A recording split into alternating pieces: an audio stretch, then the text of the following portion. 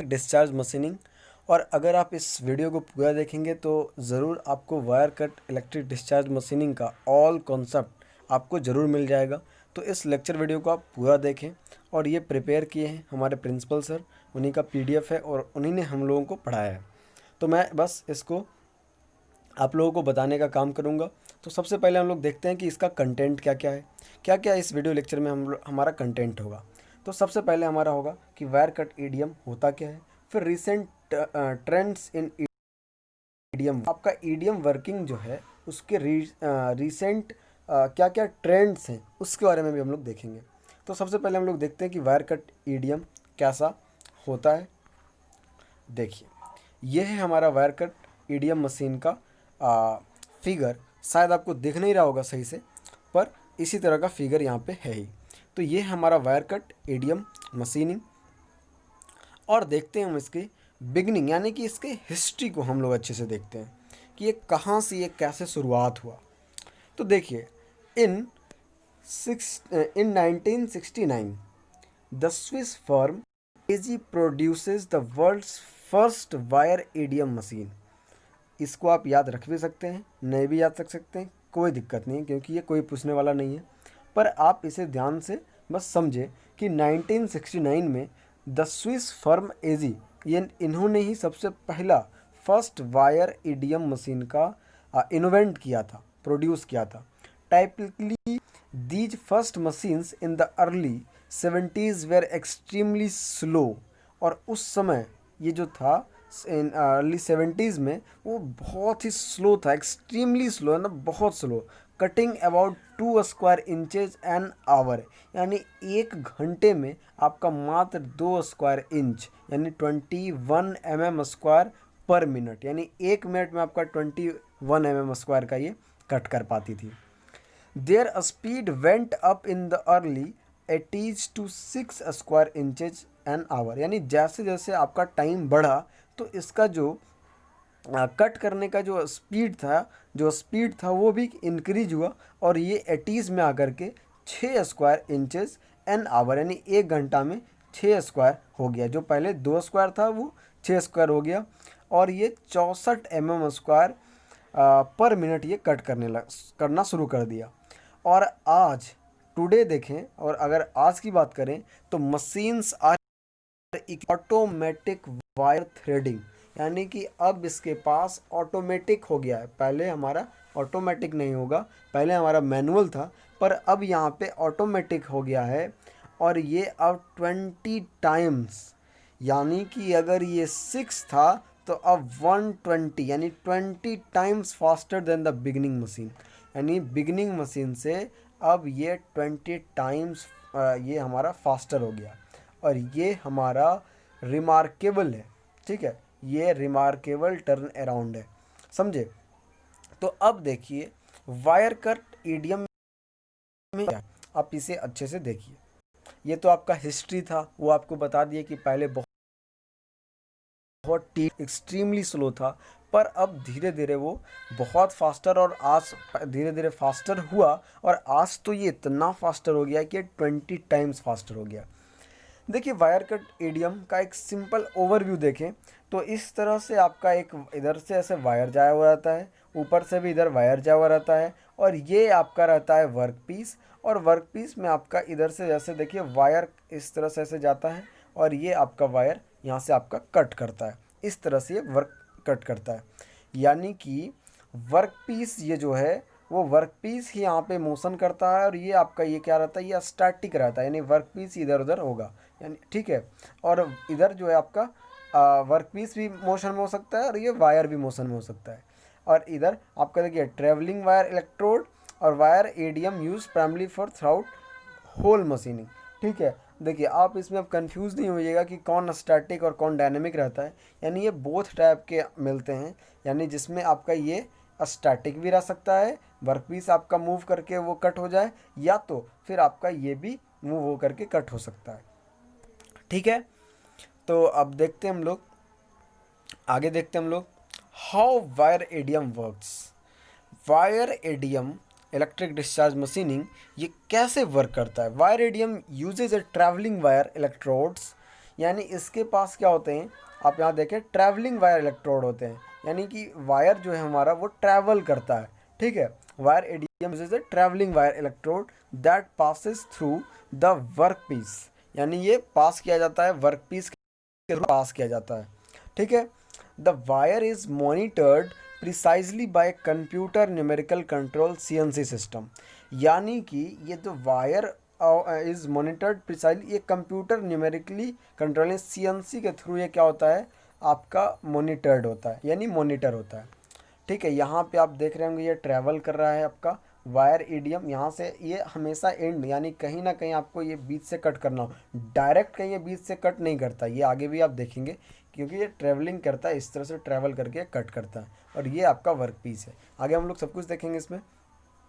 देखिए, like any other machining tool, wire EDM removes material, but wire EDM removes material with electricity bye means of spark erosion. ये क्या करता है कि ये स्पार्क जनरेट करता है आपका वर्कपीस और इलेक्ट्रोड में, और इस तरह से वो यहाँ से डिस्पैच करता है यहाँ के मटेरियल को। ठीक है, और therefore material that must be EDMed must be electrically conductive, यानी कि आपका जो मटेरियल होना चाहिए, यानी जिस पे आप वर्क कर रहे हैं, वो इलेक्ट्रिसिटी का कंडक्ट करने वाला रहना चाहिए। ठीक है, वो इलेक्ट्रिसिटी कंडक्टर रहना चाहिए, यानी कि हम लोग नॉन कंडक्टर जैसे कि आपका रबर, प्लास्टिक, इस सब में हम लोग वायर कट एडीएम का यूज़ नहीं कर पाएंगे, हम नहीं कर पाएंगे। ठीक है, अब देखिए, rapid DC electrical pulses are generated between the wire electrode and the workpiece।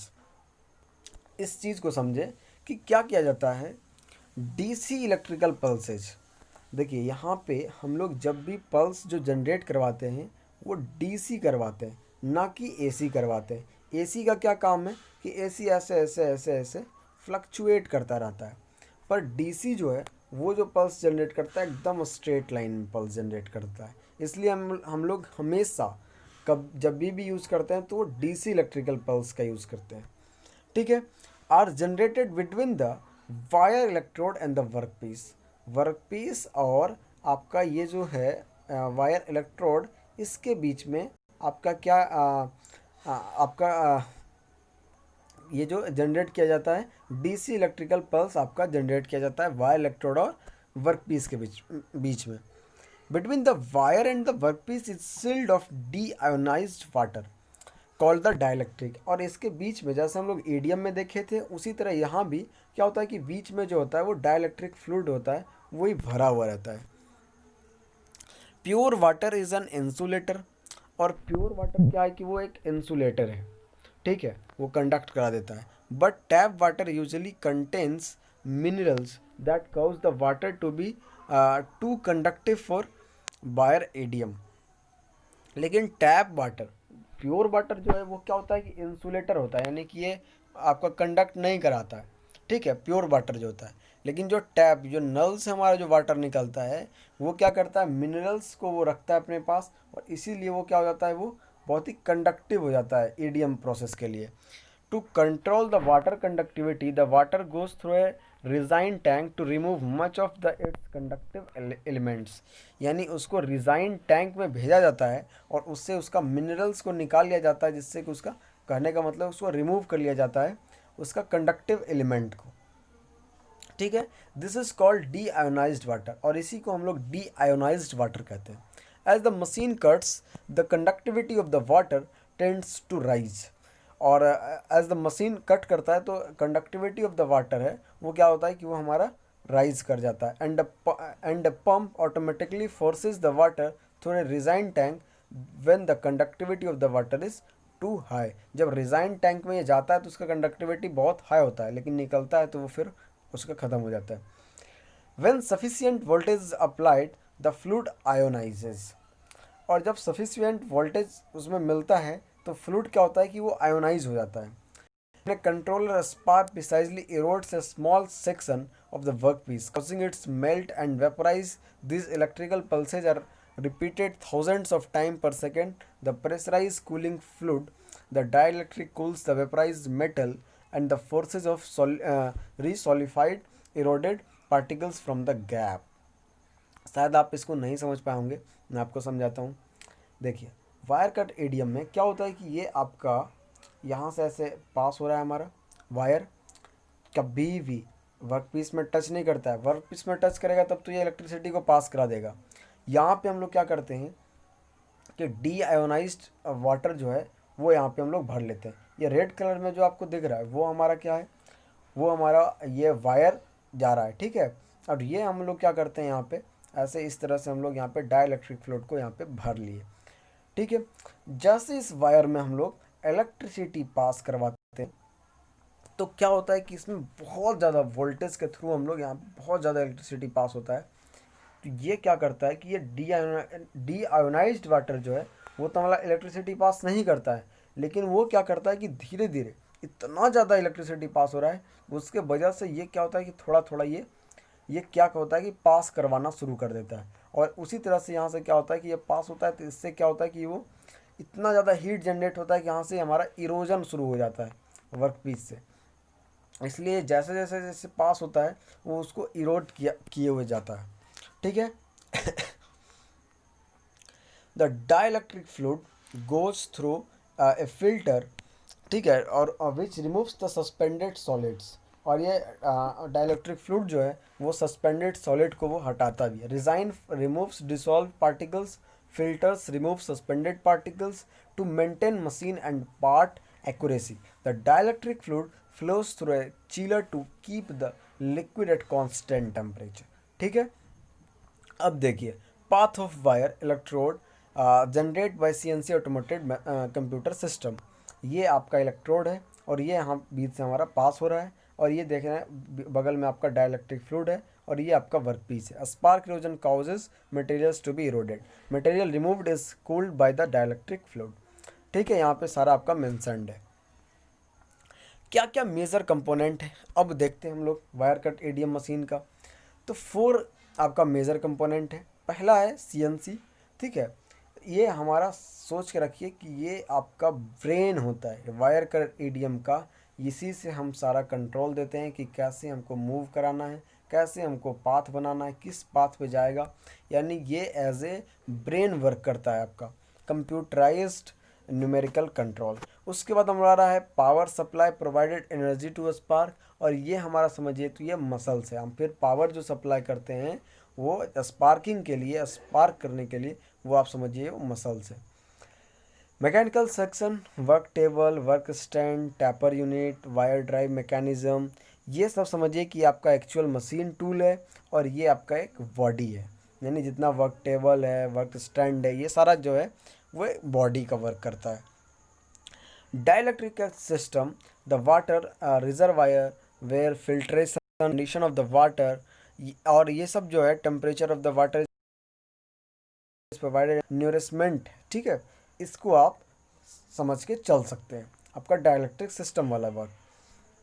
उसके बाद देखिए wire EDM has a broad range of applications that are continuing to grow. इसका एप्लीकेशन बहुत ज़्यादा है, इसलिए ये बहुत ज़्यादा ग्रो भी कर रहा है। जैसे में पार्ट विथ कॉम्प्लेक्स ज्योमेट्री, यानी कॉम्प्लेक्स ज्योमेट्री भी है उसके साथ भी ये वर्क कर लेता है, ठीक है। उसके बाद पार्ट रिक्वायरिंग 10th टॉलरेंस, इसके पास टॉलरेंस भी एकदम बहुत कम है। अगर मतलब ऐसा है कि आप इसको अगर मतलब आप थोड़ा भी इसको टॉलरेंस दीजिएगा तो ये वर्क कर लेगा। अगर आप टॉलरेंस समझते होंगे या नहीं समझते होंगे तो टॉलरेंस का मतलब होता है कि आप एक्सेप्टेबल लाइन देते हैं कि अगर आप 100 mm का दे रहे हैं तो आप ठीक है, आपका अगर 100.003 mm भी हुआ तो चल जाएगा। तो उस तरह से ये वर्क करता है, जो कि हमारा पहले वाला मशीन इस तरह से वर्क नहीं करता है कि 1/10 आपका टॉलरेंस देगा। Parts where burrs can't be tolerated, ठीक है। और इसका बर्स जो होता है वो टॉलरेट नहीं होता है। थिन और delicate parts that are susceptible to tool pressure, ठीक है।